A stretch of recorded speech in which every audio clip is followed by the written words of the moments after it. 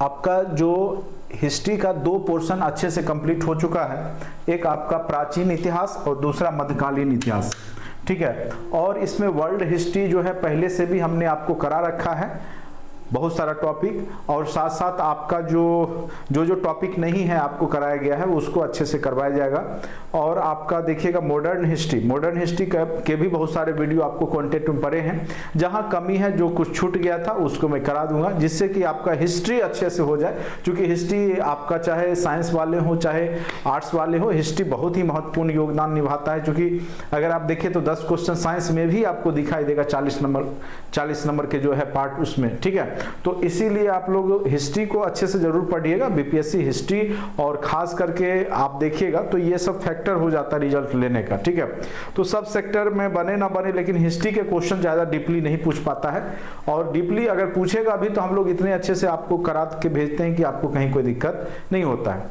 तो अभी जो आज जो आपका टॉपिक होगा वो होगा पॉलिटिकल साइंस, और पॉलिटी के भी क्वेश्चन आसान पूछे जाते हैं अगर आप अच्छे से पढ़ लेते हैं।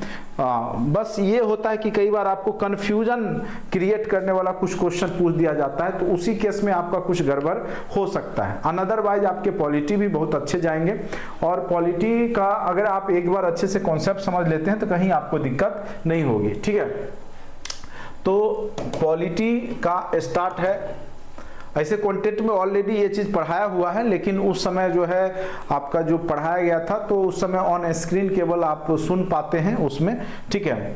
तो लाइव वाला जो वीडियो है उसको मैं रिप्लेस करूंगा, जो केवल और केवल ऑन स्क्रीन रिकॉर्ड हुआ था, ठीक है। तो आज का जो टॉपिक है और पीडीएफ आपको व्हाट्सएप ग्रुप में भी भेज दिया गया है पॉलिटी का, साथ साथ जो है आपके कंटेंट में भी डाल दिए गए, आप वहां से भी डाउनलोड करके प्रिंट करवा सकते हैं अच्छे से।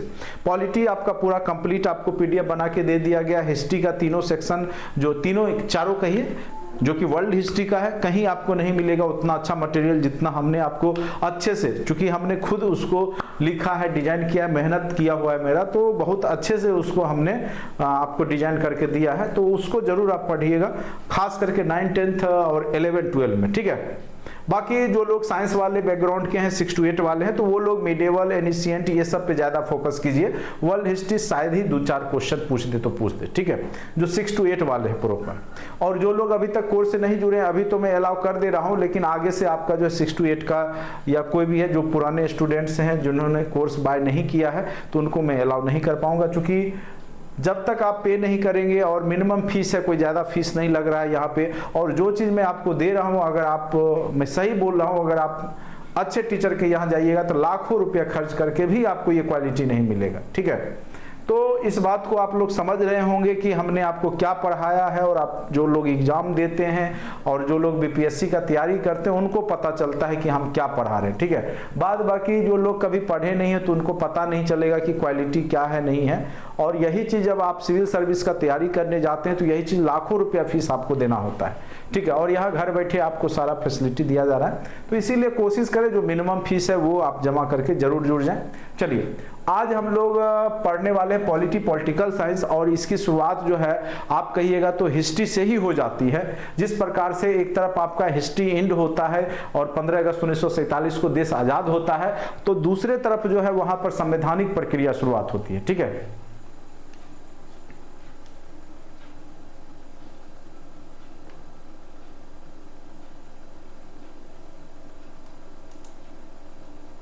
अब देखिए यहां पर हम लोग देखेंगे कि भारतीय राज व्यवस्था, तो भारतीय राज व्यवस्था को हम लोग देखेंगे तो उसमें सबसे जरूरी है कि हम देखिए, पॉलिटी हो, ज्योग्राफी हो, सब कुछ कहीं ना कहीं एक दूसरे से कोरिलेटेड ही होता है, ठीक है।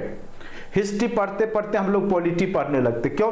क्योंकि जब देश आजाद होता है तो देश आजादी के बाद देश के पास सबसे बड़ी समस्या होती है कि देश चलेगा कैसे। तो चलेगा, उसके लिए विधान बनेगा, कानून बनेगा, जिससे कि सभी लोग उसको फॉलो करेंगे और सही ढंग से देश चलेगा। तो वही कानून बनाने की प्रक्रिया है, उसी को हम लोग मेन रूप से संविधान में पढ़ते हैं, और संविधान के जितने भी अनुच्छेद हैं उसके बारे में जानकारी रखते हैं। हमें क्या क्या पावर है, क्या क्या मौलिक कर्तव्य दिए गए हैं, मौलिक अधिकार क्या दिए गए हैं। देखिए, डायरेक्ट रूप से 2 क्वेश्चन एकदम सिंपल सा पूछा गया इस बार बीपीएससी में कि मौलिक अधिकार किस देश के संविधान से लिया गया है। दूसरा, आपका जो है नीति निर्देशक तत्व कहाँ से लिया गया, जबकि आप देखिएगा वीडियो में रटाया हुआ सारा क्वेश्चन है। एक दो क्वेश्चन को अगर कंफ्यूजन वाला छोड़ करके देखा जाए पॉलिटी का, तो सारे क्वेश्चन मतलब आपके क्लासरूम के डायरेक्ट हैं। एक क्वेश्चन उसमें से बस ये था कि उसमें पूछ दिया था कि उच्च न्यायालय के जो उसमें मुख्य न्यायाधीश होते हैं या न्यायाधीशों की संख्या की वृद्धि कौन कर सकता है, तो ये बस कंफ्यूजन वाला था। चूंकि हम लोग सुप्रीम कोर्ट वाला पढ़े थे, उच्च न्यायालय में इस बात की चर्चा नहीं हो पाई थी, तो वहाँ संसद था और यहाँ पे राज्य स्तर का जो भी उच्च न्यायालय संबंधित होता है वो राष्ट्रपति के अंदर होता है, ठीक है। तो ये बस यहाँ पे कंफ्यूजन क्रिएट किया होगा लोगों को। बाद बाकी जितने भी क्वेश्चन थे डायरेक्ट रूप से आपके क्लास वीडियो लेक्चर के थे, ठीक है। तो अगर आप हिस्ट्री पॉलिटी अगर आप बीपीएससी को देखें, तो अगर आप ये दो सेक्शन कर लेते हैं 9th में जिनका हिस्ट्री पॉलिटी है, तो वैसे ही आप पास कर जाइएगा, ठीक है, कहीं कोई दिक्कत नहीं होगा। तो इसीलिए आप लोग को टेंशन नहीं लेना है। और अगर आप सोशल साइंस से 6 to 8 में बैठिएगा तो हिस्ट्री, ज्योग्राफी, पॉलिटी, इकोनॉमिक्स चारों जगह से क्वेश्चन पूछे जाएंगे और चारों क्वेश्चन जो है गारंटी के साथ क्लास से बाहर नहीं होगा। 6 to 8 में 9, 10 सोशल साइंस वाले तो एकदम निफिकिर रहिए, ठीक है। और साइंस इसलिए मैं बोलता हूं कि साइंस का जो बीपीएससी का क्वेश्चन का लेवल है, खास करके 9, 10, 11, 12 में देखिएगा, तो उसमें आपके कुछ इंजीनियरिंग बैकग्राउंड के स्टूडेंट का जो आपका लेवल होता है IIT निकालने के लिए या ट्रिपल के लिए जो पहले हुआ करता था इंजीनियरिंग का, तो कुछ क्वेश्चन वहां से न्यूमेरिकल उठा लिया जाता है, ठीक है। तो उस स्थिति में हम लोग तो 9, 10 लेवल तक का ही पढ़ाते हैं साइंस, तो उसमें आपको दिक्कतें होंगी। तो उसके लिए आप क्या कीजिएगा कि सब लोग अपना दृष्टि का भी बुक आता है मार्केट में साइंस का, उसको लाइन बाय लाइन पढ़िए और कोई ना कोई एक जो NCERT का जो बुक होता है 11, 12 का, ठीक है, या सार संग्रह ले लीजिए या चाहे जो भी हो, उसका न्यूमेरिकल जरूर बना के जाइएगा, ठीक है। साइंस वाले को मैं बता दिया। और 6 to 8 वाले को साइंस को भी टेंशन नहीं लेना। 6 to 8 में तो कोई सब्जेक्ट में आपको टेंशन लेना ही नहीं, जितना मटेरियल है मेरा सफिशियंट है, आप याद रखिएगा, ठीक है, उससे ज्यादा आपको पढ़ने की आवश्यकता नहीं। अब आते हैं मेन मुद्दा पे, पॉलिटिकल साइंस में हम लोग एक तरफ जब संविधान की शुरुआत होती है तो संविधान की जो निर्माण होता है कोई 1-2 दिन का काम नहीं था। जनरली हम लोग बोल देते हैं कि 2 वर्ष 11 महीने 28 दिन में हमारे देश का संविधान तैयार हो गया। देखिए, संविधान बन के तैयार नहीं हुआ था, ठीक है। संविधान कहने का अर्थ है कि संविधान वर्षों से बनते आ रहा था, 1773 से ही बनते आ रहा है। हाँ, 2 वर्ष 11 महीने 28 दिन में उसका संकलन हो गया कि कहां कहां से उठा करके लेना है, ठीक है। अगर आप देखिएगा भारतीय संविधान का तो 2/3 पार्ट 1935 का भारत शासन अधिनियम है। और कहिएगा 1935 का भारत शासन अधिनियम क्या है, तो वो पहले से चला आ रहा है जो आपका बहुत सारा नियम है अंग्रेजों के समय से ही, जो कि अंग्रेजों ने जो कानून व्यवस्था बनाए के इस देश में शासन किया, तो उसका वो संग्रह है। तो उसी प्रकार से हम लोग देखेंगे कि अगर आप संविधान पढ़ते हैं और निश्चित रूप से यहां से क्वेश्चन पूछे जाते हैं। सबसे पहला क्वेश्चन तो यही पूछ दिया गया था आपके एग्जाम में, रेगुलेटिंग एक्ट कब लागू किया गया था?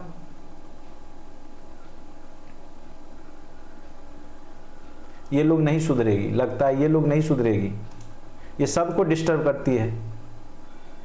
क्या हो जाता है आप लोग को?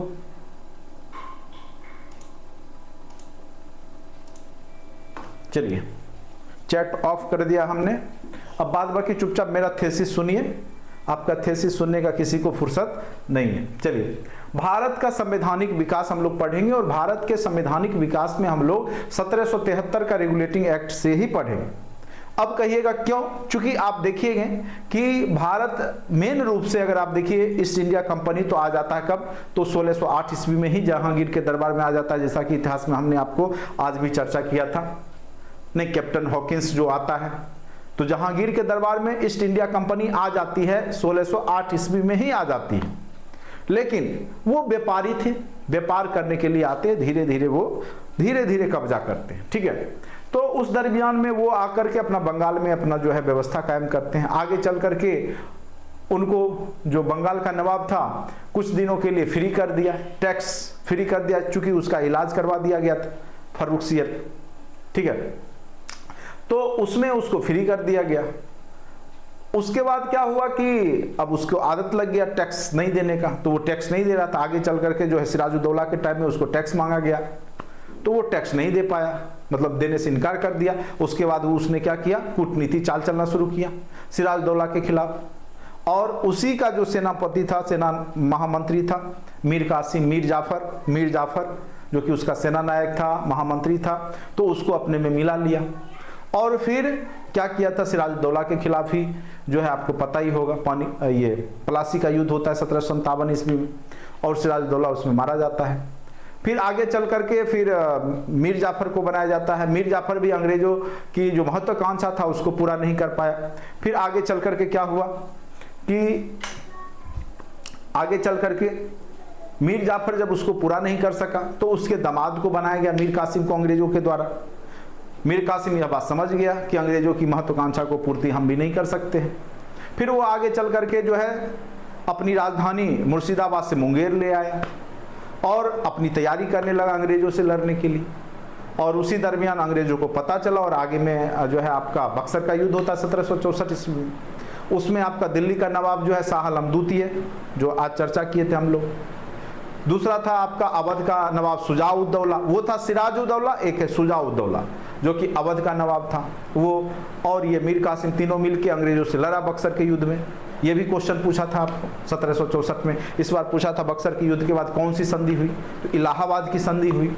और उस संधि के तहत क्या हुआ कि दीवानी व्यवस्था अंग्रेजों के हाथ आ गई, यानी जितना भी टैक्स का वसूली का काम करेगा कौन करेगा, अंग्रेज करेगा। क्योंकि उसको पता है अगर प्रशासनिक सेवा लेगा तो वो व्यापार नहीं कर पाएगा, वो लूट नहीं पाएगा, क्योंकि इसमें खर्चा भी करना होगा ना उसको। तो वो केवल और केवल इनकम चाह रहा था, रिस्पॉन्सिबिलिटी कुछ नहीं, इनकम पूरा होना चाहिए। तो अंग्रेज बहुत चालाक थे, तो वो चाहते तो दोनों ले सकते थे प्रशासनिक सेवा, चूंकि वो हरा चुके थे इसको। लेकिन उन्होंने केवल दीवानी व्यवस्था के तहत केवल टैक्स पे ध्यान दिया, टैक्स वसूली का काम शुरू किया। तो धीरे धीरे वो क्या हुआ कि तरह तरह के एक्ट बना करके यहाँ पर, चूंकि उनका क्षेत्र विकास हो गया, चूंकि यहाँ पर आधिपत्य उनका हो गया, ठीक है, कंपनी शासन हो गया। तो उसी के तहत जो है जब कंपनी जब शासन करने लगी तो चूंकि पहले वाणिज्यवाद था, राजाओं के संरक्षण में व्यापार किया जाता था। ब्रिटेन से वो ईस्ट इंडिया कंपनी व्यापार करने आया था तो वाणिज्यवाद के तहत आया था, यानी उसमें कुछ पूंजी वहाँ के राजघरानों की भी थी। मतलब वहाँ का महारानी जो थी वो कंट्रोल किया करती थी पूरे व्यापार को भी, ठीक है। तो जब देखा कि यहाँ पे जो है अंग्रेज व्यापारी जो है अब मनमाना करने लगे हैं, उसको भी टैक्स कम पहुँच रहा है, तो धीरे धीरे उन्होंने कंपनी को भी कसना शुरू किया, ठीक है। कंपनी पे भी तरह तरह की पाबंदी लगाना शुरू किया, क्योंकि कंपनी के जो व्यापारी थे वो आते थे इंग्लैंड के व्यापार के नाम पे और खुद का व्यापार शुरू कर देते, ठीक है। तो जिससे कि वहाँ पे जो है वहाँ के राज्य सरकार जो भी है वहाँ का उसको हानि होती थी। तो उसने तरह तरह के एक्ट बना करके उसको कंट्रोल किया पहले, और धीरे धीरे जो है उसने भारतीयों के लिए भी कानून बनाना शुरू कर दी। तो आगे चल करके इन्हीं सब कानूनों का संग्रह क्या हो जाता है आपका, बहुत सारे अधिनियम में आता है। तो यहाँ से निश्चित रूप से याद रखिएगा, 2 क्वेश्चन फिक्स रखिए, हर एक बार पूछा है, पूछेगा ही पूछेगा बीपीएससी, चाहे प्रशासनिक सेवा हो चाहे बीपीएससी का टीआरई का, देखिए हर एक फेज में यहाँ से क्वेश्चन पूछेंगे। और क्वेश्चन में एकदम यही 2 4 5 लाइन जो भी हम बताएंगे उसी से, अगर वहां से पूछेगा तो आप देखिएगा उसी से पूछेगा एकदम गारंटी के साथ। इसलिए आप लोग अच्छे से इसको समझने का प्रयास कीजिएगा। बाद बाकी जो है बातचीत के लिए हमने चैट ऑफ कर दिया है, तो कुछ लोग हैं जो डिस्टर्ब करने के लिए जो है परेशान रहते हैं। चलिए, भारतीय राज व्यवस्था, वो ये नहीं समझ रहे हैं ये जो बहुमूल्य समय है ये समय बातचीत करने का नहीं है। ये जो आपके पास जो अभी 1 डेढ़ महीना 2 महीना है ना जीवन का, समझ लीजिए कि अंतिम मौका है टीचर बनने का। इसके बाद आप सोच के भी नहीं बन पाइए, मैं गारंटी के साथ बोलता हूँ। अगर इस बार चूक गए तो अब आपके पास कोई मौका नहीं आने वाला है। कहने के लिए बोल देंगे फिर आएगा स्टेट, फिर आएगा बीपीएससी, लेकिन वो फिर ज्वाइनिंग नहीं होने वाला है, बहुत लंबा टाइम लगेगा। चलिए, भारत का संवैधानिक विकास, भारत का संवैधानिक विकास देखेंगे। सबसे पहले कंपनी के शासनाधीन अधिनियम, यानी कंपनी का जब शासन हो रहा था कुछ क्षेत्रों में ही, चूंकि पूरे भारत पे तो कंपनी ने शासन किया नहीं है, कुछ क्षेत्र जो उसको, जिस क्षेत्र को उसने जीता, चाहे वह प्लासी के मैदान के बाद हो चाहे बक्सर के युद्ध के बाद हो, तो जो क्षेत्र पे उसने कब्जा किया उसके लिए उन्होंने एक एक्ट लगाया। सबसे पहला एक्ट है रेगुलेटिंग एक्ट। कब आया? तो 1773 ईस्वी। अत्यंत ही महत्वपूर्ण क्वेश्चन है, डायरेक्ट पूछे जाते हैं रेगुलेटिंग एक्ट कब आया, अंग्रेजों के द्वारा कब लगाया गया, तो याद रखना है 1773 ईस्वी, ठीक है। इस अधिनियम के तहत वारेन हेस्टिंग्स को, किसको, बंगाल का शासक बनाया गया, साथ ही प्रथम गवर्नर जनरल। अगर पूछे कि बंगाल का प्रथम गवर्नर, शब्द पे याद रखिएगा, अगर बंगाल का पूछे, बंगाल का प्रथम गवर्नर जनरल, तब आपको वारेन हेस्टिंग्स को बताना। किसको बताना है? वारेन हेस्टिंग्स बंगाल का प्रथम गवर्नर जनरल। चूंकि जब कंपनी यहां शासन करती थी तो उसका गवर्नर जनरल होता था। आगे चल करके जब महारानी के अधीन होगा तो वही पोस्ट बदल जाएगा वाइसराय में। ठीक है, चलिए यहां तक आप समझ गए होंगे। बंगाल का पहला गवर्नर जनरल जो था वो आपका वारेन हेस्टिंग्स था। ठीक है, उसके बाद ये 1773 का एक्ट क्या है? यह एक्ट जो है, ठीक है, यह एक्ट ब्रिटिश संसद द्वारा पारित किया गया था। कहां की संसद? तो ब्रिटेन की संसद ने ही इस एक्ट को पारित किया था। और कंपनी में व्याप्त, कंपनी में क्या था? व्याप्त भ्रष्टाचार कुप्रशासन, यानी कंपनी के व्यापारी आते थे यहां व्यापार करने के लिए वाणिज्यिकवाद के तहत, यानी वहां के राज्य सरकार के तरफ से व्यापार करने के लिए आते थे कि इनकम में वहां के सरकार को भी इनकम होगा ज्यादा से ज्यादा, लेकिन वो लोग भ्रष्ट थे। वो क्या करते थे? आते थे उस नाम पे, लेकिन खुद का बिजनेस करना शुरू कर देते थे। जैसे अगर आपका कोई कंपनी में आपको कोई काम पे रख दिया, ठीक है, जैसे जियो कंपनी में चले गए तो पूरा दिन कॉलिंग उठाए जियो और रात को जाके एयरटेल का सिम बेच रहे हैं। ठीक है, तो आप उस कंपनी के साथ क्या कर रहे हैं? धोखाधड़ी कर रहे हैं। तो स्वाभाविक सी बात है वो कंपनी आप पे अंकुश लगाएगी। ठीक है, तो चूंकि ये तो कंपनी है और ब्रिटेन से आई है व्यापार करने के लिए, अगर उसके व्यापारी ही, अगर मान के चलिए हम चाय का अगर विक्रेता हैं, ठीक है, चाय बेच रहे हैं और मेरा एम्प्लॉय चाय बेच रहा है हमारे ब्रांड का, तो हम जब हैं हमारे सामने में हमारे ब्रांड का बेचेगा और फिर जो है साइड में जो है वो अपना भी ब्रांड लेकर के बेचना शुरू कर देगा, तो फिर क्या होगा? इस स्थिति में आप सोच सकते हैं इस बात को। तो कंट्रोल करना जरूरी था, इसलिए उसने क्या किया कि 1773 में कंपनी में जो व्याप्त भ्रष्टाचार है उसको दूर करने के लिए एक एक्ट आया, लगाया।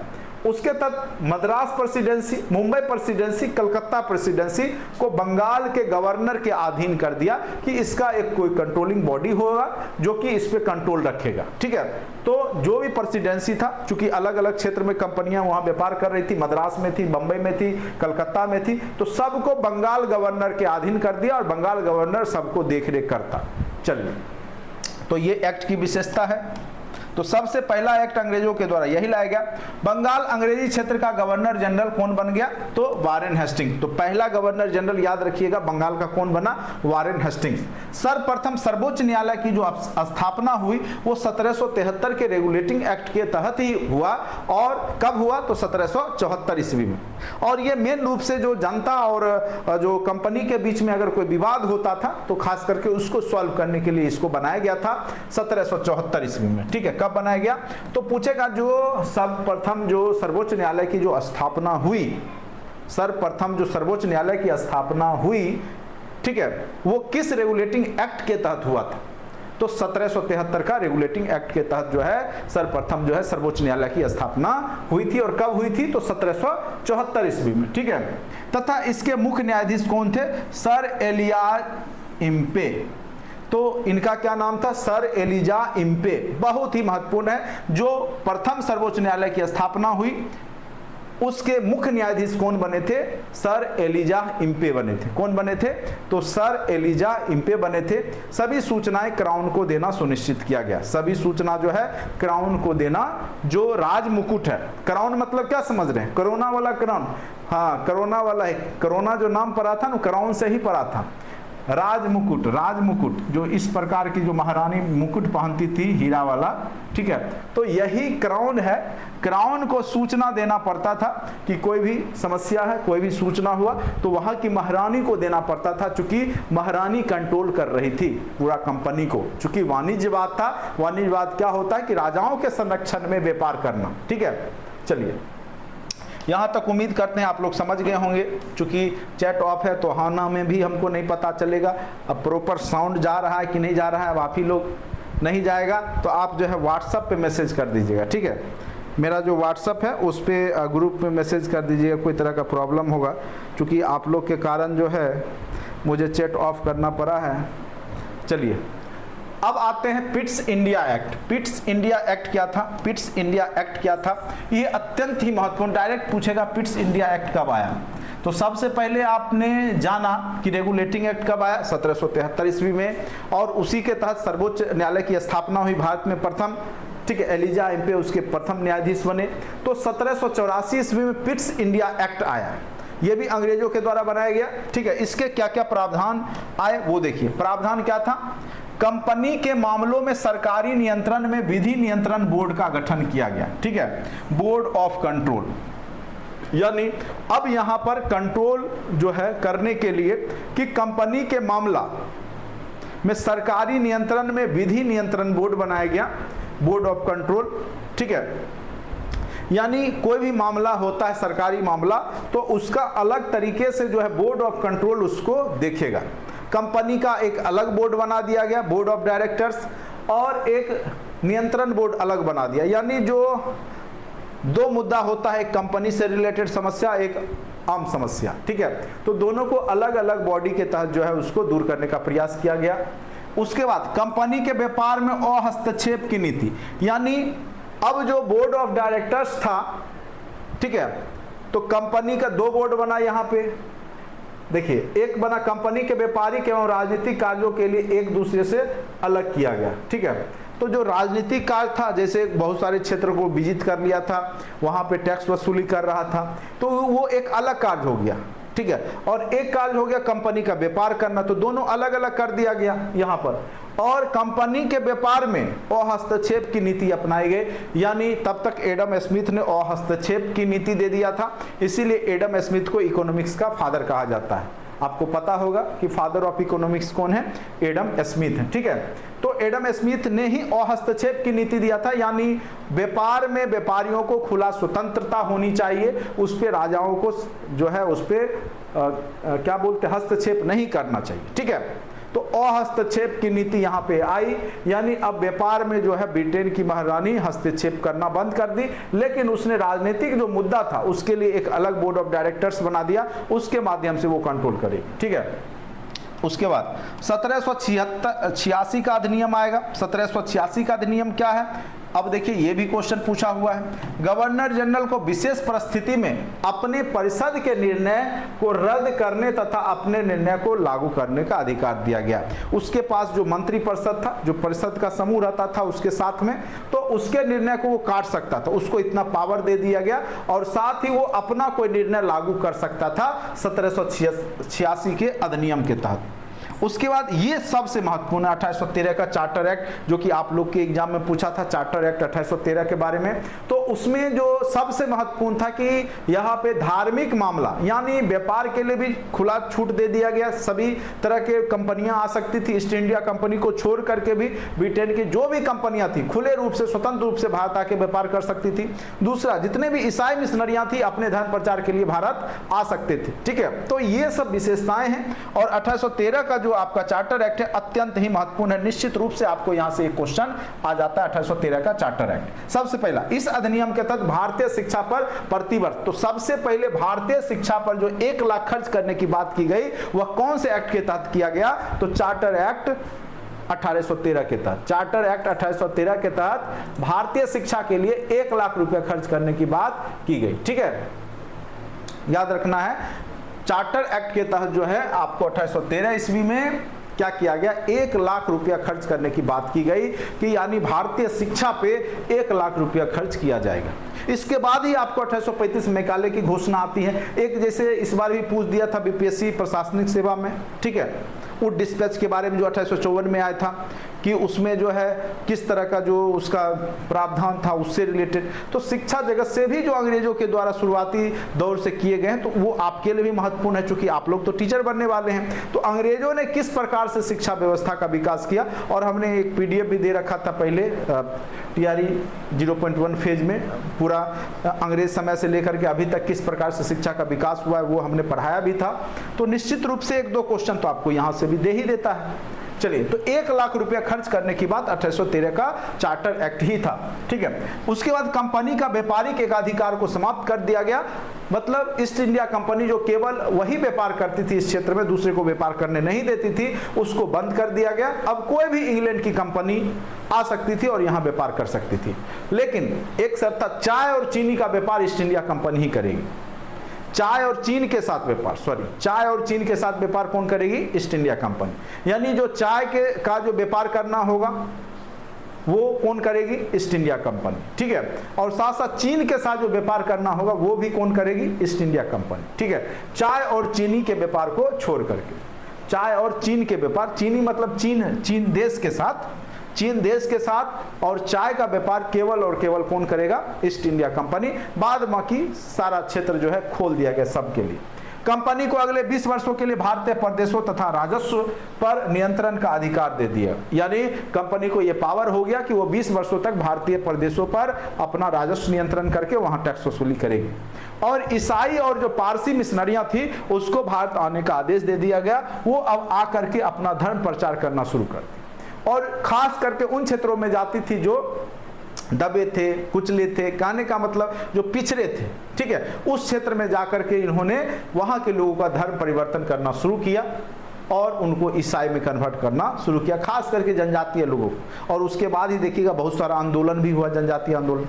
तो 1813 वहां पर भी आपको हमने बताया था धार्मिक कारण में, ठीक है। उसके बाद आइए 1833 का क्या है? चार्टर एक्ट, ये भी महत्वपूर्ण है, ठीक है। कंपनी के सभी वाणिज्यिक अधिकार समाप्त कर दिया गया। अब कंपनी के पास वाणिज्यिक अधिकार खत्म। कंपनी को केवल राजनीतिक कार्य करने का प्रावधान दिया गया। यानी अब जो ईस्ट इंडिया कंपनी है वो केवल और केवल यहाँ की राजनीतिक जो है हस्तक्षेप करेगी, राजनीतिक काम करेगी। बंगाल का गवर्नर जनरल अब क्या हो जाएगा? पूरे भारत का गवर्नर, क्योंकि अब उसको व्यापार नहीं करना, अब क्या करना है? उसको कंट्रोल करना है, पूरे भारत पे शासन करना है। तो कई बार पूछेगा किस चार्टर एक्ट के तहत बंगाल का गवर्नर जनरल पूरे भारत का गवर्नर जनरल बन गया था? तो वह था 1833 का चार्टर एक्ट। अत्यंत ही महत्वपूर्ण क्वेश्चन है कि किस एक्ट के तहत? तो 1833 का जो चार्टर एक्ट आया उसके तहत, 1833 के चार्टर एक्ट के तहत क्या हो गया कि आपका बंगाल का जो गवर्नर जनरल था अब पूरे भारत का गवर्नर जनरल बन जाएगा। और भारत का प्रथम गवर्नर जनरल कौन बनेगा? तो लॉर्ड विलियम बेंटिक। अत्यंत ही महत्वपूर्ण क्वेश्चन है। अब देखिए, अगर पूछे बंगाल का प्रथम तो वारेन हेस्टिंग्स, बंगाल का पूछे प्रथम गवर्नर जनरल तो वारेन हेस्टिंग्स। अगर पूछे आपको भारत का प्रथम गवर्नर जनरल तो आपको लॉर्ड विलियम बेंटिक, और अंतिम लॉर्ड माउंटबेटन, ठीक है, याद रखना है। कानून बनाने के लिए गवर्नर जनरल की परिषद में एक विधि सदस्य सम्मिलित मैकाले प्रथम विधि सदस्य के रूप में घोषित किए गए।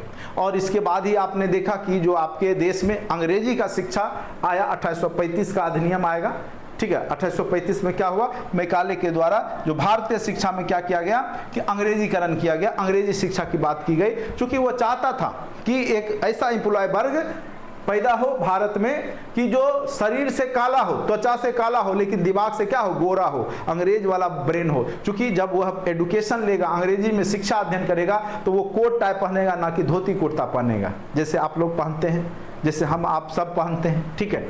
तो शारीरिक रूप से वह भारतीय होगा, लेकिन मानसिक रूप से क्या होगा? अंग्रेज होगा। और उसके लिए जो है उसने, ठीक है, यहाँ पर अंग्रेजी शिक्षा की शुरुआत की थी। लेकिन वह जिस सोच करके वो शुरुआत किया था, लेकिन उल्टा हो जाता है और भारतीयों में क्या हो जाता है? चेतना जागृत हो जाता है। जब वो अंग्रेज का जो औद्योगिक क्रांति पढ़ते हैं, चाहे वो अमेरिकी क्रांति पढ़ते हैं, चाहे पुनर्जागरण को देखते हैं, तो यहाँ भी जागरण आना शुरू हो जाता है। यहाँ भी लोग अमेरिकी क्रांति की तरह जो है नहीं कहना शुरू कर देते हैं, प्रतिनिधित्व तो नहीं तो कर नहीं जैसा बात। तो धीरे धीरे यहाँ के भी जो आंदोलनकारी हैं वो भी जो सुसुप्त थे उनमें जागृति आने लगती है, चूंकि उन्होंने अध्ययन करना शुरू कर दिया था।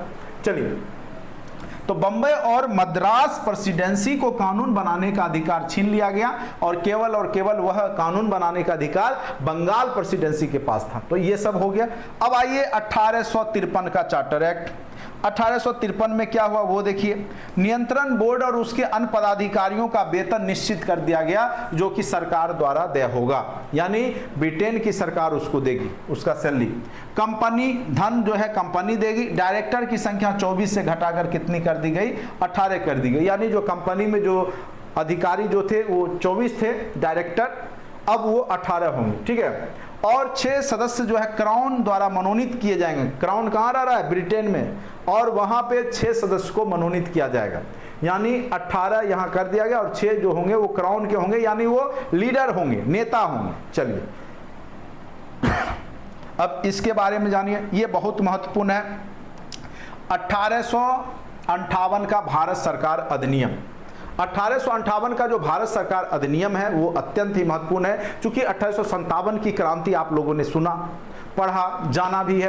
1857 की क्रांति क्या था? एक सैन्य विद्रोह था जिसमें अंग्रेजी सेना में जो भारतीय सैनिक थे उन्होंने अंग्रेजों के खिलाफ विरोध किया, जिसमें मंगल पांडे ने एक महत्वपूर्ण भूमिका निभाई थी। खास करके उसका तत्कालीन चर्बी वाला कारतूस बनता है। लेकिन वो बरसों से आ रहे जो अंग्रेजों की दमनकारी नीति और सेनाओं में भारतीय सेनाओं के साथ जो दुर्व्यवहार हो रहा था, जो कह सकते सौतेला व्यवहार हो रहा था, उसको यहाँ पे दूर करने का प्रयास किया था।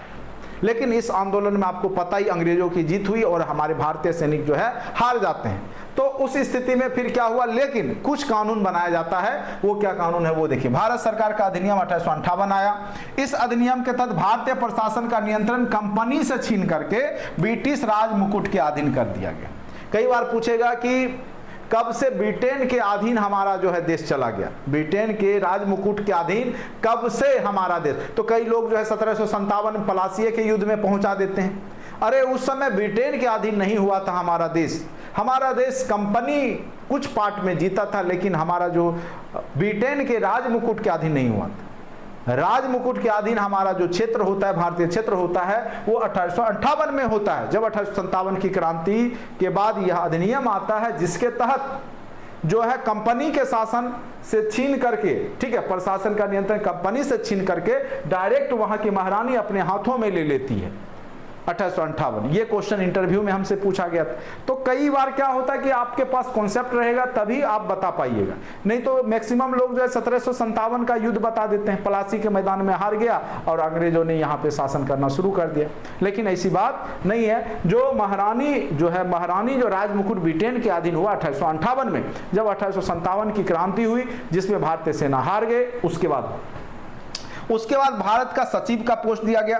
बोर्ड ऑफ डायरेक्टर और बोर्ड ऑफ कंट्रोल, एक जो है आपका कंपनी का शासन देख रहा है और एक जो है दूसरा आपका राजनीतिक, दोनों के समस्त अधिकार भारत राज सचिव को दे दिया गया। और एक बात और, जो आपका दो बनाया गया था, बोर्ड ऑफ डायरेक्टर्स और आपका बोर्ड ऑफ कंट्रोल, जो कि एक कंपनी को कंट्रोल करता था और एक जो राजनीतिक जो परिस्थिति थी देश की उसको देख रहा था, तो यह दोनों समाप्त करके अब क्या कर दिया गया कि एक भारत राज सचिव का पद दिया गया और उसको ब्रिटेन में बैठाया जाता था, भारतीय राज सचिव, लेकिन उसका जो सैलरी होता था वो भारत से जाता था। इसमें भारत के गवर्नर जनरल के पद को समाप्त कर वायसराय के पद को, कई बार पूछेगा वायसराय का पद भारत में कब आया, तो यही 1857 की क्रांति के बाद। हमने शुरुआत में ही बोल दिया था, जो गवर्नर जनरल का पद था अब किस में बदल गया था, तो वायसराय के पद में बदल गया था। ठीक है, किसके पद में बदल गया था, तो वायसराय। तो कई बार पूछा किस एक्ट के तहत गवर्नर जनरल का पद वायसराय में बदल गया था, तो याद रखिएगा 1858। क्यों? क्योंकि 1857 की क्रांति हुई और 1857 की क्रांति में क्या हुई आपको पता ही है, भारतीय सेना हार गए और उसके बाद 1858 का जब एक्ट आया तो वहां की महारानी ने कंपनी का जो शासन यहाँ हो रहा था उसको अपने अधीन कर लिया और डायरेक्ट राज मुकुट के अधीन कर दिया। तो कंपनी के जो है सर्वे सर्वा होता था कौन, गवर्नर जनरल। तो अब क्या हो जाएगा, क्योंकि उसका ब्रिटेन की महारानी का आदमी आएगा तो वह वायसराय कहलाएगा। वो क्या कहलाएगा, वायसराय कहलाएगा। ठीक है, तो अंतिम गवर्नर जनरल भी रहा। चलिए, अब उसके बाद जो है उस समय कौन था, 1857 की क्रांति के समय जो है आपका कौन जो है वायसराय बना था, तो लॉर्ड कैनिंग। तो प्रथम वायसराय भी आपका कौन हो गया, लॉर्ड कैनिंग। और अंतिम गवर्नर जनरल भी हो गया आपका कंपनी के तहत, कौन हो गया, तो आपका लॉर्ड कैनिंग। ठीक है, अब आइए ब्रिटिश ताज के शासनाधीन अधिनियम, भारतीय परिषद अधिनियम 1861। वायसराय को आपातकाल में अध्यादेश जारी करने की शक्ति दे दी गई और यही शक्ति आगे चल करके हमारे राष्ट्रपति को दे दिया गया।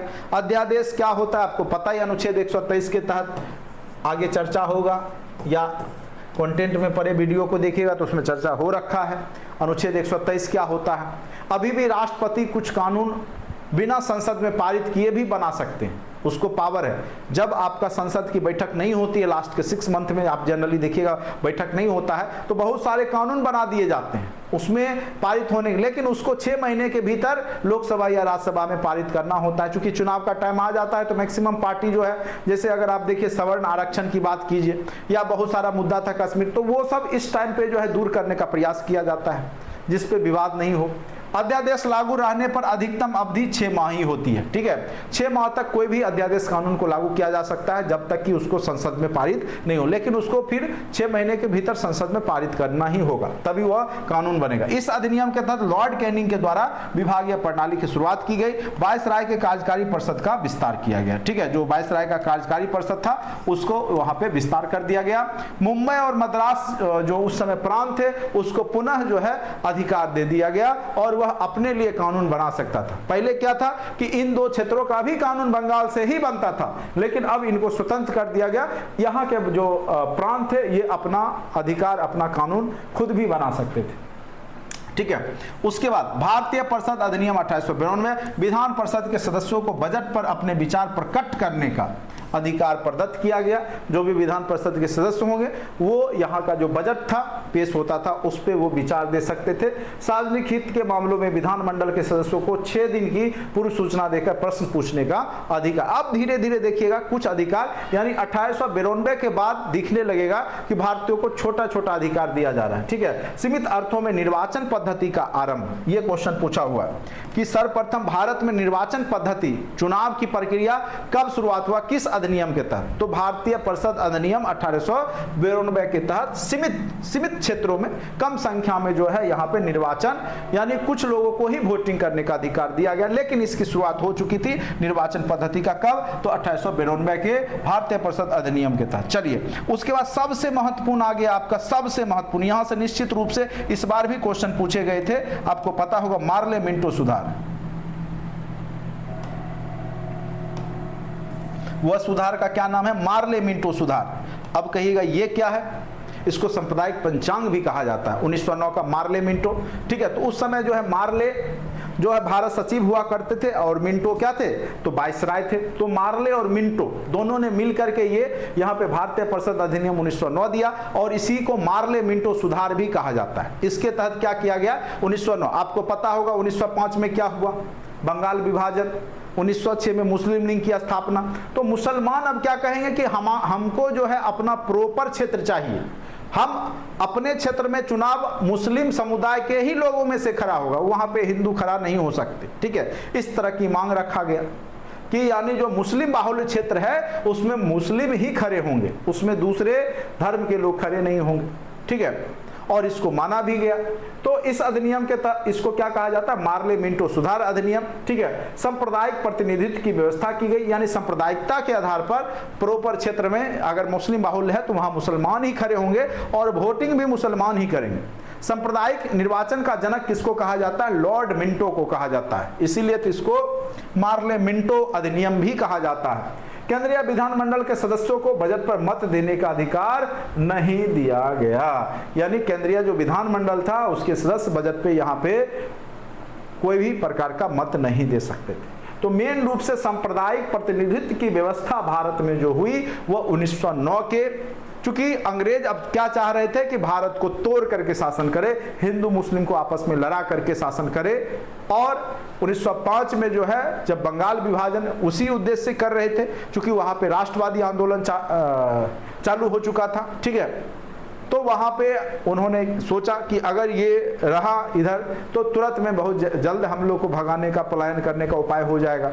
तो उसने क्या किया कि बंगाल को ही अलग कर दिया, ठीक है, 1905 में। तो वही सब का परिणाम है आपका, क्योंकि यहाँ पर जो है अंग्रेजों ने मुस्लिमों के साथ जो है, शुरुआत में अंग्रेज हिंदुओं के साथ रहते थे, चूंकि आप देखिएगा दिल्ली सल्तनत में 1857 में चूंकि वहाँ पे जो है मोहम्मद शाह जफर मेन नायक का भूमिका निभाता है, तो उस समय वो हिंदुओं और मुस्लिम के, उस समय हिंदुओं का समर्थन में था, कांग्रेस का सपोर्ट कर रहा था। और आपने देखा भी ए.ओ. ह्यूम जो कि एक अंग्रेज अधिकारी ही है, ठीक है। तो उन्होंने कांग्रेस की स्थापना की। लेकिन आगे चल करके इन्होंने क्या किया कि हिंदू मुस्लिम में लड़ाना शुरू कर दिया, और उसी का नतीजा हुआ कि आगे चल करके सांप्रदायिकता बढ़ी, और सांप्रदायिकता बढ़ी तो यहाँ पे अधिनियम आए, और यहाँ पर इस क्षेत्रों में जो है कुछ क्षेत्र रिजर्व कर दिए गए जहाँ मुसलमान ही वोटिंग करेंगे, मुसलमान ही चुनाव लड़ेंगे। ठीक है, तो इस तरीका से। उसके बाद आइए भारत परिषद अधिनियम 1909 के बारे में प्रसिद्ध कथन क्या है, गांधी जी इसके बारे में क्या कहते हैं। ठीक है, गांधी जी इस एक्ट में कहते हैं कि इस एक्ट ने हमारा सर्वनाश कर दिया, यानी जो गांधी जी हिंदू मुस्लिम एकता की बात करते हैं, तो अब यहाँ पे वो होना बंद हो गया, क्योंकि यहाँ पे क्या हो गया, दोनों में मतभेद की स्थिति होगी। ठीक है, उसके बाद रेमजे मैकडोनाल्ड ने कहा यह सुधार प्रजातंत्रवाद और नौकरशाही के मध्य एक अधूरा और अल्पकालीन समझौता है। भारत सरकार अधिनियम अब आ जाइए 1919, ये इससे भी क्वेश्चन पूछे जाते हैं। मोंटेग्यू चेम्सफोर्ड अधिनियम कहा जाता है, और इसके तहत क्या हो गया कि प्रांतों में द्वैध शासन की शुरुआत हुई, यानी विषय बांट दिया गया, कुछ सब्जेक्ट दे दिए गए, जिसमें कुछ सब्जेक्ट पे जो है कानून कौन बना सकता था, केंद्र बना सकता था, जैसे अभी भी संवर्ती सूची है, केंद्र और राज्य दोनों मिलकर कानून बनाते हैं उस सब्जेक्ट पे, जैसे शिक्षा हो गया। तो उसी प्रकार से यहाँ सब्जेक्ट को बांटा गया, विषय को बांटा गया। तो इस अधिनियम को मोंटेग्यू चेम्सफोर्ड सुधार अधिनियम के नाम से भी जाना जाता है। किसको? 1919 का भारत शासन अधिनियम जो है, भारत सरकार अधिनियम जो है वो 1919 का क्या कहलाता है, मोंटेग्यू चेम्सफोर्ड। मोंटेग्यू क्या है, तो भारत सचिव है, और वहां पे चेम्सफोर्ड क्या है, तो वाइसराय है। ठीक है, इस अधिनियम के तहत प्रांतों में द्वैध शासन की शुरुआत की गई। द्वैध शासन मतलब दो मिल के शासन करेंगे, केंद्र और राज्य मिल करके। द्वैध मतलब होता है दो मिल करके शासन करना, यानी कुछ सब्जेक्ट पे केंद्र का शासन होगा, कुछ सब्जेक्ट पे, जैसे अभी भी होता है ना, आपके यहाँ क्या होता है, आईएएस आईपीएस जो होते हैं वो क्या होते हैं, केंद्र के प्रतिनिधित्व करते हैं। जो आपका डीएसपी होता है, जो पुलिस होता है, वो राज्य का होता है। तो दोनों मिल के शासन कर रहा है ना, तो कहीं ना कहीं स्ट्रक्चर वही है। द्वैध शासन का जनक लियोनस स्कार्टियस को कहा जाता है। ये पूछ सकता है द्वैध शासन का जनक किसको कहा जाता है। वास्तव में इसकी शुरुआत लियोनस स्कार्टियस ने किया था, लेकिन अगर भारत में द्वैध शासन की बात किया जाए, ठीक है, तो रॉबर्ट क्लाइव को कहा जाता है। तो उसने क्या किया था, द्वैध शासन, बंगाल में द्वैध शासन की शुरुआत किया था। ठीक है, तो उसने क्या किया था कि दीवानी व्यवस्था, टैक्स वसूली का अपने पास रखा, अंग्रेजों ने अपने पास रखा, जबकि प्रशासनिक व्यवस्था किसको दे दिया था, तो वहां के नवाब को, बंगाल के नवाब को। उसी के तहत ना मीर जाफर, मीर कासिम, ये सबको बैठाया था। ठीक है, तो भारत में अगर पूछे कि द्वैध शासन का जनक किसको कहा जाता है, तो भारत में द्वैध शासन का जनक किसको कहा जाता है, रॉबर्ट क्लाइव को कहा जाता है। इस अधिनियम के तहत पहली बार महिलाओं को वोट देने का अधिकार प्राप्त हुआ। तो याद रखिएगा 1919 का ही अधिनियम के तहत पहली बार भारत में जो है भारत सरकार अधिनियम, ये शायद क्वेश्चन पूछा भी गया था आपका 1 to 5 में। ठीक है, कि वोटिंग से रिलेटेड क्वेश्चन था कुछ। ठीक है, तो इस अधिनियम के तहत पहली बार महिलाओं को वोट देने का अधिकार प्राप्त हुआ, भारत सरकार अधिनियम 1919 के तहत। याद रखिएगा, बहुत महत्वपूर्ण लाइन है। पहली बार उत्तरदायी शासन शब्दों का प्रयोग 1919 के भारत शासन अधिनियम में ही आया। उसके बाद आइए 1935 का भारत शासन अधिनियम, बहुत ही महत्वपूर्ण है। भारत सरकार अधिनियम 1935 निश्चित रूप से पूछा जाएगा, क्योंकि आपका संविधान का 2/3 पार्ट कहां से आया है, तो भारत शासन अधिनियम 1935 से ही लिया गया है। कई बार पूछेगा कि भारतीय संविधान का स्रोत क्या है, तो दो प्रकार के सोर्स हैं, एक तो देसी और दूसरा विदेशी। ठीक है, तो देसी के तहत जो पहले से चले आ रहे थे, तो उसके तहत आपका 1935 का भारत शासन अधिनियम भी है, जिसके 2/3 पार्ट को भारतीय संविधान में एडजेक्टिव उतारा गया। ठीक है, गठन संघ लोक सेवा आयोग, तो पूछेगा किस अधिनियम के तहत संघ लोक सेवा आयोग का, जो आपका यूपीएससी है, यूनियन पब्लिक सर्विस कमीशन, ठीक है, किस अधिनियम के तहत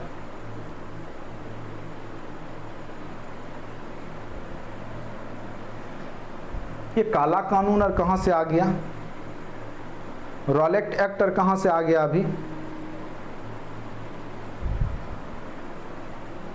आप लोग का माइंड स्थिर नहीं रहता है, जो पढ़ा रहे वो नहीं, काला कानून रॉलेट एक्ट पे अभी दिमाग लगा रहे हैं।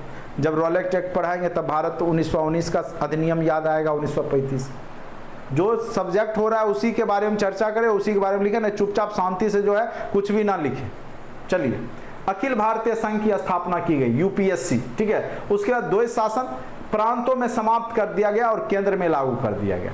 ठीक है, 1919 में द्वैध शासन की शुरुआत हुई प्रांतों में, और 1935 में क्या हुआ कि प्रांतों से द्वैत शासन समाप्त हो गया और केंद्र में लागू कर दिया गया। ये बहुत ही महत्वपूर्ण लाइन है। प्रांतों को स्वायत्तता दे दी गई, यानी प्रांत जो है खुद का शासन अपने आधार पे करेंगे। उत्तरदायी शासन स्वशासन की बात की गई, प्रांतों को दोहरे शासन के स्थान पे जो दोनों मिलकर शासन कर रहे थे उसके जगह पे उसको स्वतंत्र कर दिया गया, राज्यों को अपने हिसाब शासन करने की स्वतंत्रता दे दी गई। ठीक है, उससे क्या हुआ, विस्तार सांप्रदायिक तथा वर्गीय मतदाता मंडलों का विस्तार किया गया। भारत के वर्तमान संवैधानिक ढांचे का आधार स्रोत बना। काफी हद तक जो अभी आपका ढांचा है वो 1935 का भारत शासन अधिनियम के तहत ही है। द्विसदनीय व्यवस्था, केंद्र विधानमंडल की बात की गई। शक्तियों का विभाजन केंद्र और प्रांतों में किया गया। स्थापना, फेडरल न्यायालय की स्थापना 1937 में। ये क्वेश्चन अत्यंत महत्वपूर्ण है।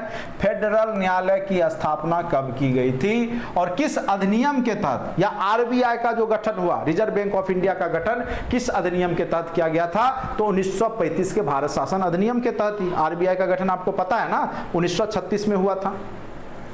चलिए, जवाहरलाल नेहरू का कथन, एक कार जिसमें ब्रेक तो है पर इंजन ही नहीं, किसके बारे में बोला था? 1835 के बारे में। गुलामी का अधिकार बताया था। दास्ता का आज्ञा पत्र बताया था। ठीक है, राज्य की नीति निर्देशक तत्व के रूप में समाविष्ट भारत के संविधान में, और वर्ष 1950 ईस्वी में। ठीक है, तो अनुदेश प्रपत्र अंतर्विष्ट हो गया, मतलब इन सब बातों को भारतीय संविधान में लागू किया गया। कांग्रेस का लखनऊ अधिवेशन जब 1936 में हुआ तो भारत शासन अधिनियम जो बना था उसको अस्वीकार कर दिया गया, यानी जो अधिनियम बनाए गए थे अंग्रेजों के द्वारा 1935 का भारत सरकार अधिनियम, उसको कांग्रेस ने अस्वीकार कर दिया। कब? तो कहां पे? तो लखनऊ अधिवेशन में। कहां पे? तो लखनऊ अधिवेशन में। लखनऊ अधिवेशन में ही आपको पता होगा कौन गए थे, राहुल साकृत्यायन गए थे। चंपारण सत्याग्रह वहीं पे 1916 में ही बीजारोपण हो गया था चंपारण सत्याग्रह, क्योंकि राहुल साकृत्यायन, राजकुमार शुक्ल ये सब गए थे और उन्होंने गांधी जी को आग्रह किया था किसान आंदोलन, किसानों के दयनीय स्थिति के बारे में, चंपारण सत्याग्रह। तो 1936 में ही हुआ था। कहां पे हुआ था? लखनऊ में अधिवेशन हुआ था। चलिए, अविभाजित ब्रिटेन, अब 1947 का अधिनियम आपको पता ही है। अविभाजित ब्रिटिश भारत का विभाजन कर भारत और पाकिस्तान दो स्वतंत्र अधिराज्यों का निर्माण किया गया। 15 अगस्त 1947 से भारतीय रियासतों को संप्रभुता की समाप्ति कर दी गई। रियासतों पर ब्रिटिश संप्रभुता की समाप्ति कर दी गई, यानी ब्रिटेन अपना यहां से अधिकार बोरिया बिस्तर समेट के चला गया। दोनों अधिराज्यों की संविधान निर्मात्री सभा को संविधान बनाने का अधिकार दे दिया गया और दोनों अधिराज्यों के ब्रिटिश राष्ट्रमंडल से अलग होने की स्वतंत्रता दे दी गई कि आप दोनों चाहे तो रह सकते हैं राष्ट्रमंडल में या आप अलग हो सकते हैं। तो आज भी भारत जो है राष्ट्रमंडल का सदस्य है। ठीक है, तो इस प्रकार से आपका भारतीय जो संविधान की निर्माण की प्रक्रिया है इतिहास में, वो बहुत सारे अधिनियम जो अंग्रेजों के द्वारा बनाए गए उसका भी पार्ट है। ठीक है, तो ये सब चर्चा, और यहां से निश्चित रूप से क्वेश्चन पूछे जाएंगे आपको। ठीक है, यहां से निश्चित रूप से आपको क्वेश्चन पूछे जाते हैं। तो इस प्रकार से आपने देखा। अब देखिए, मेन तो यही टफ था, इसी को याद करना, इसको समझना टफ है। बाद बाकी अब आपका इतना आसान है, इतना आसान है कि बस पढ़ते जाइएगा, समझते जाइएगा। मेन रूप से यहां से जो एक दो क्वेश्चन पूछ देता है, 1909 का अधिनियम सांप्रदायिक पंचांग वाला याद रखिएगा, मार्ले मिंटो। 1919 मॉन्टेग्यू चेम्सफोर्ड, जिसमें द्वैत शासन की बात की गई। 1773 का रेगुलेटिंग एक्ट।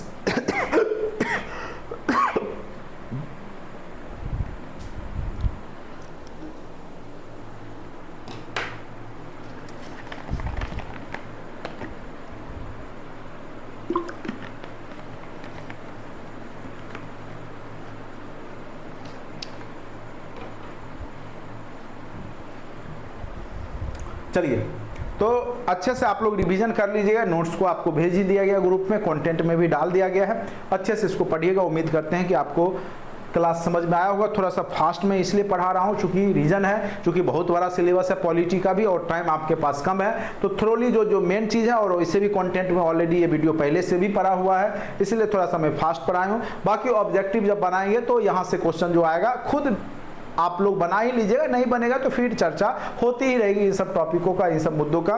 बार बार पढ़िएगा तभी आपको याद रहेगा, नहीं तो आप भूल सकते हैं इसको, ठीक है। और सबसे टफ जो आपका चैप्टर था पॉलिटी का वो यही था कि संविधान का इतिहास। संविधान का इतिहास अगर याद कर लिए तो 2-3 क्वेश्चन डायरेक्ट रूप से ही हर एक बीपीएससी के एग्जाम में पूछे जाते हैं, ठीक है। आगे से भी रहेगा, टोटल 10 क्वेश्चन तक आपके पॉलिटी के पूछे जा सकते हैं, इसीलिए लेकिन 2 क्वेश्चन फिक्स रखिए, यहां से पूछता ही पूछता है। चलिए